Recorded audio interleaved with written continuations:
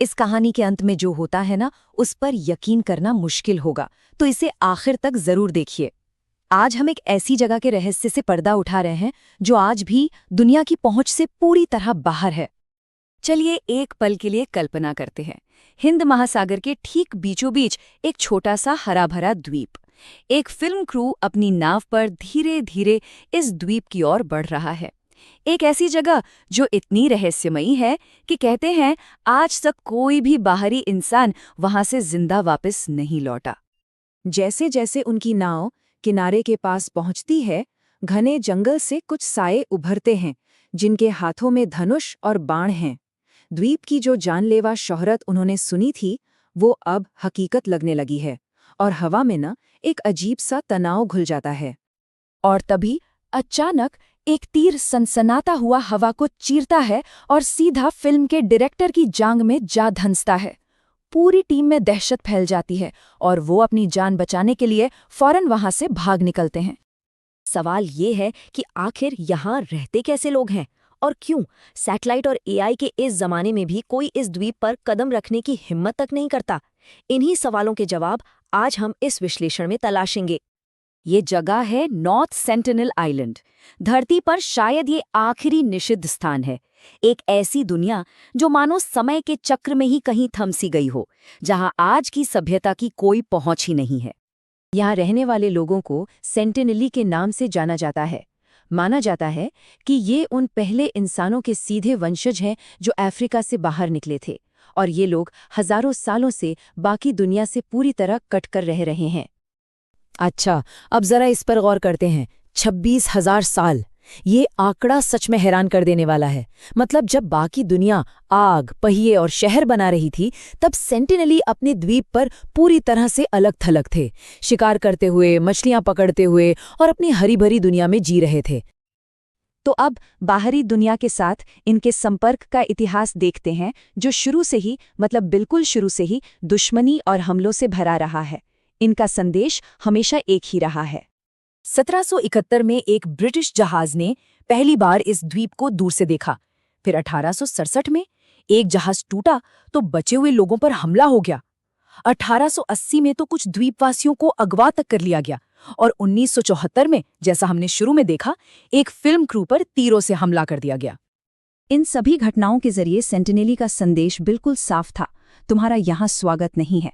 उन्होंने हर घुसपैठ का जवाब सिर्फ और सिर्फ हिंसा से दिया। अब इस स्लाइड में जो बात है वो सचमुच दिलचस्प है। ये है 1880 की पोर्टमैन घटना। मॉरिस विडाल पोर्टमैन नाम के एक ब्रिटिश अफसर ने अध्ययन करने के लिए 6 द्वीपवासियों को अगवा कर लिया। लेकिन बाहरी दुनिया की बीमारियों के संपर्क में आते ही 2 बड़ों की मौत हो गई। पोर्टमैन ने घबराकर चारों बच्चों को तोहफों के साथ वापस द्वीप पर तो छोड़ दिया, पर अनजाने में अपने साथ और भी कीटाणु भेज दिए। इस एक घटना ने शायद बाहरी लोगों के प्रति उनकी नफरत को हमेशा के लिए पक्का कर दिया। लेकिन इस कहानी में एक हैरान कर देने वाला मोड़ भी आया। एक ऐसा पल जब लगा कि शायद शांति मुमकिन है, पर ये उम्मीद ज्यादा देर टिक नहीं पाई। यहाँ देखिए, ये स्लाइड शानदार ढंग से दिखाती है कि कैसे 1991 की एक घटना बाकी सबसे बिल्कुल अलग थी। जहाँ आमतौर पर तीरों और चेतावनियों से स्वागत होता था, वहीं 1991 में भारतीय एंथ्रोपोलॉजिस्ट मधुमाला चट्टोपाध्याय की टीम का अनुभव एकदम अलग रहा। सेंटिनली ने पहली बार बिना हथियार दिखाए शांति से नारियल स्वीकार किए। मगर ये शांति कायम नहीं रह सकी। उस एक शांतिपूर्ण मुलाकात के बाद संपर्क की हर अगली कोशिश का जवाब फिर से दुश्मनी से ही मिला। ऐसा क्यों हुआ, ये आज भी एक बहुत बड़ा रहस्य है। तो सबसे जरूरी बात यह है कि 1997 तक आते आते भारत सरकार ने आखिरकार इस द्वीप को पूरी तरह से प्रतिबंधित घोषित कर दिया।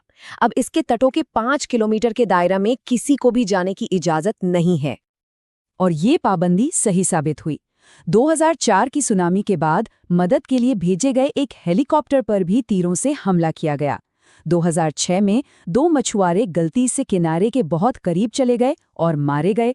और 2018 में एक अमेरिकी मिशनरी जॉन एलन चाओ ने अवैध रूप से द्वीप में घुसने की कोशिश की और उसका भी वही हश्र हुआ। जॉन चाओ का शरीर आज भी शायद उसे समुद्र तट पर कहीं पड़ा है, पहुंच से बहुत दूर। ये घटना इस द्वीप के अलगाव की एक खौफनाक याद दिलाती है। आज नॉर्थ सेंटिनल आइलैंड एक अनसुलझा रहस्य बना हुआ है, समय में बंद एक निषिद्ध दुनिया। हमारे पास उनके बारे में जो भी थोड़ी बहुत जानकारी है वो दूर से ली गई तस्वीरों और कुछ नाकाम मुलाकातों पर ही आधारित है। तो सवाल ये उठता है, क्या वे सिर्फ अपनी जमीन की हिफाजत कर रहे हैं या फिर किसी ऐसे राज की पहरेदारी कर रहे हैं जिसे दुनिया को कभी नहीं जानना चाहिए? हो सकता है कि वे लालच, सियासत और टेक्नोलॉजी से दूर इस धरती के आखिरी सच्चे इंसान हों, या शायद वो उस घने जंगल में दबे किसी गहरे रहस्य के रखवाले हैं। सच्चाई जो भी हो, ये एक ऐसा रहस्य है जिसे शायद दुनिया कभी नहीं जान पाएगी।